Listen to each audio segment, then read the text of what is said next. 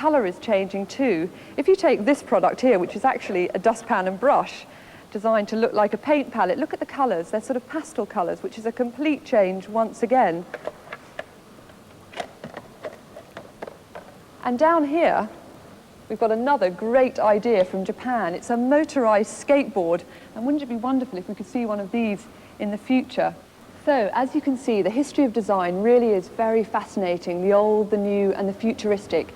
And here at the Design Museum, you can see it all. You can see the products, you can touch them, and you can realise just how important design is in our lives.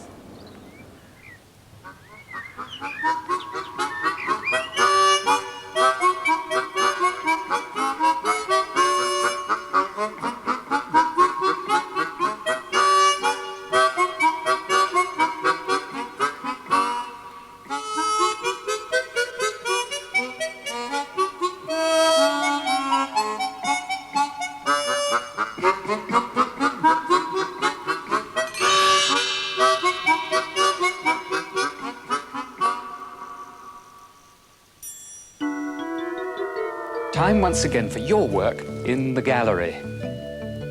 Now this has to be a peacock.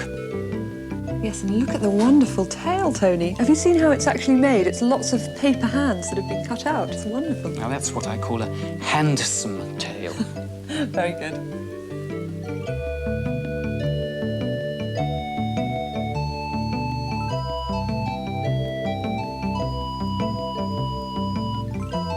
Now this one's a very good cartoon drawing. I think I can imagine a very good cartoon strip being made out of this mermaid. Yes. What is this? Oh, Whose tail have you? It's a squirrel. It's So a it is. lovely one. Looking up longingly for something, Tony. I don't know Another what. nut. Yes, I should think so. There's a very dramatic drawing here. I particularly like the way the legs are thrusting out as so many birds of Yes, prey. they're very have good, aren't them. they? Characteristic tail there too. Look at the eyes in this one. Now, is this a weasel, do you think, Tony? A weasel or a stoat? Yeah. I'm ashamed to say, I don't know. But those piercing black eyes with the little white dots, they really look like they're staring out at you. Very well drawn. That's an interesting bird picture, isn't it? So much marker pen work there. There's a lot I of work. particularly like the light on the back of the head, with the setting sun behind there. This is a striking one, this silhouette of an elephant. Really strong against the sun in the background. Looks like it's charging along there. Silhouettes always work, don't they? Yes, they do. Now, when are we going to see your tail? There it is. What is going on here? Somebody's going to be rather annoyed. All those flowers tipped out of the vase. It's a catastrophe.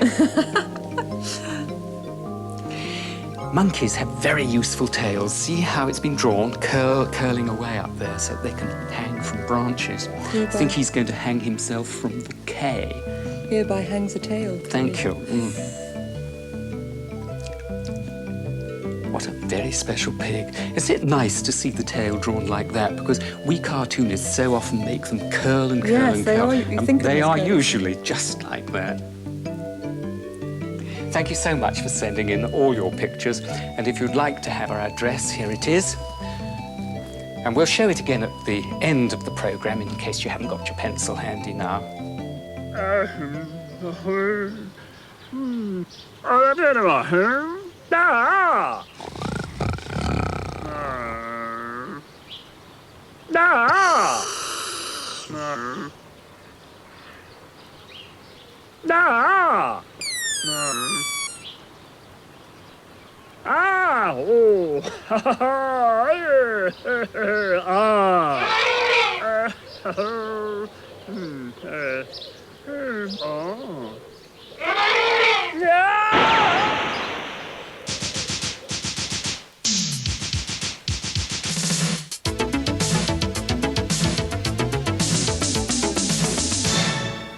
There are lots of different ways of drawing an object. If you take a box like this one, for instance, you would probably draw it showing it in perspective, showing all the sides, the three dimensions, the top and the sides, all in one go.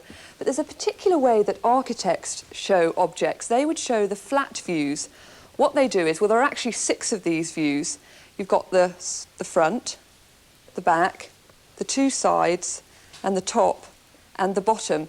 But in actual fact, with most objects, you really only need to show 3 views, and there's a very technical name for this. It's called orthographic projection, and I've actually been doing some drawing to show you how this works. I've been drawing a television set, and to start off with, you've got the front view. So that's looking straight on to the front of the television. Then you've got the side view, there we are. You can see how that works. And then for the third view, you've got what's actually called the plan view, and that's the top view, looking straight down onto the top of the television. And a very good way of practicing this way of drawing, well, it's a game that you can try out on your friends, is to look around for some objects and draw them from unusual angles and see if they can guess what the object is. I've got a few here for you to try out. Now, I've got one here. This is the first one. See if you can work out what that one is. Any ideas? Well, I've got another one here. Let's see if you can work out what this one is. What do you think about that? It's getting slightly harder. And I've got one more. See how you get on with that one.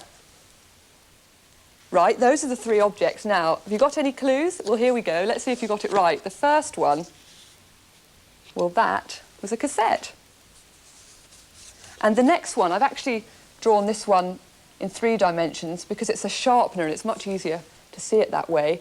And the last one, there you go, it was a hairdryer.